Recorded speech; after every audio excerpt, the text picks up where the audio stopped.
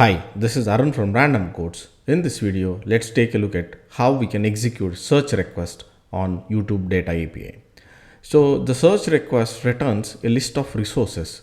So it can be a channel record or a playlist record or a video record. The methods that are allowed is just list. We don't have any other methods that are allowed on this particular request. And as we already looked at the quota cost, it has a quota cost of 100 for each request. So make sure that we use it properly.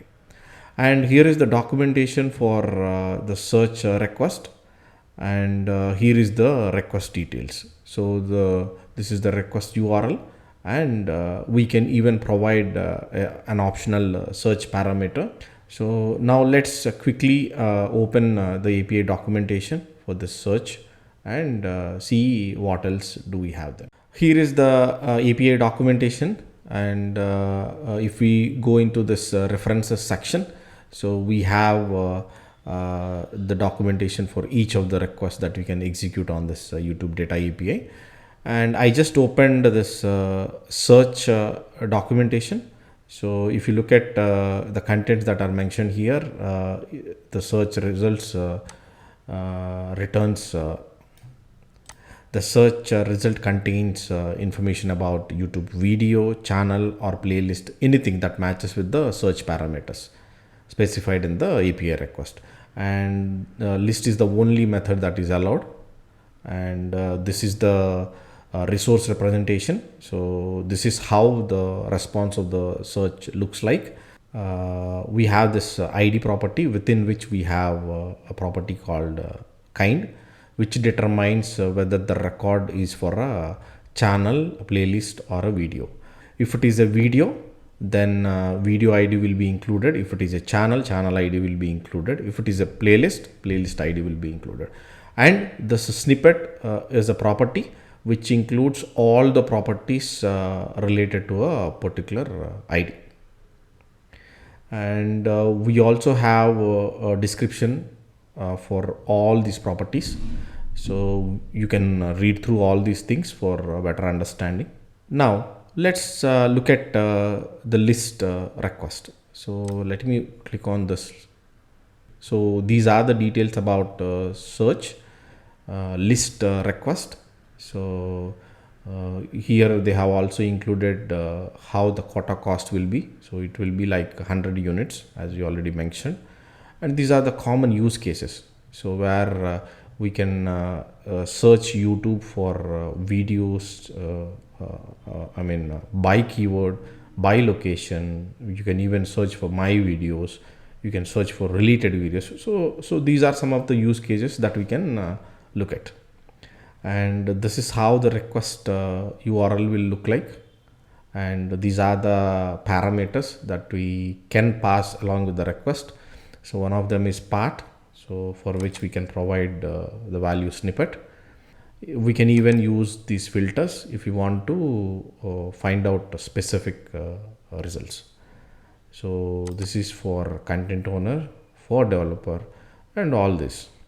And we also have some kind of optional parameters, like where we can provide the channel ID to retrieve the data from a specific channel if you want to. And similarly the channel type. And we have optional parameter for max results. So the default value is 5, but we can use values from 0 to 50. So in order to get the number of results that we want in the response. So we have an option to order, where we can order the records that are being returned from the search based on date, rating, title, and few others. We also have a parameter for keyword search, which is Q, where we can provide a query term to search for. So we can even use this optional parameter to specifically search for a particular keyword. We can even use the Boolean operators like not and or to make a better search term.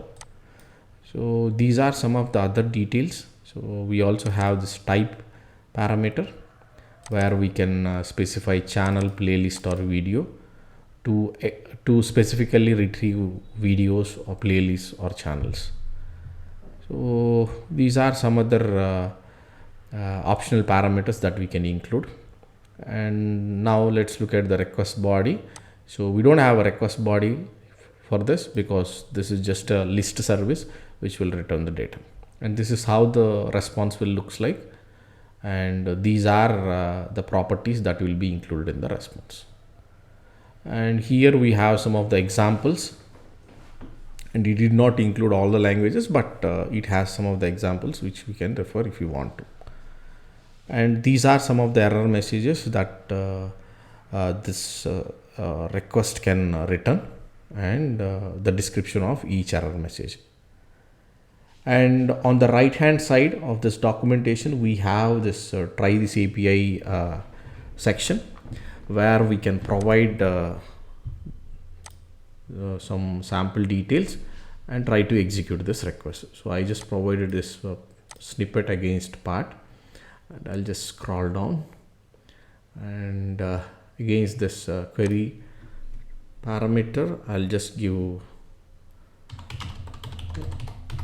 random codes and then click execute. Then it will ask for us to give this access. So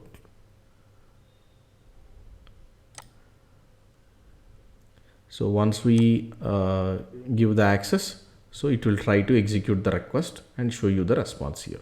So this is how the response will look like. Now we have looked at all the documentation that is available for this search request. Now let's quickly open our Postman and create a request and try to execute all these requests from there. Here is the request that we have on the Postman for search, and this will be a get service, and I have provided the key value here, and for part, so I have given the snippet, and I'll just try to execute this. So it has returned the data, and as I already mentioned, the results per page, meaning for each request we'll get only 5 records in this items array. So the first one that it returned is video. So as we already mentioned, the kind property will determine whether it is a video, playlist, or a channel. And if it is a video, we'll get the video ID here. So it's a video. Let me scroll down. This is again a video. Yeah, all these are videos here. Now if you want to retrieve playlist, so we can use this type parameter. Let me change it to playlist. Now if you look at the response, the first record is a playlist, and this is the playlist ID and its details. Similarly, there is another playlist and playlist ID and its details. If you want to specifically retrieve based on query search string, then we have to add this optional parameter q and then give this value. So here is a channel record from random codes, and the next one is a video, and the next one is a playlist. And if you want to increase the max number of records, so right now the default value is 5, so let me make it to 20. So now we got 20 records now. So the first one, second one, and so on.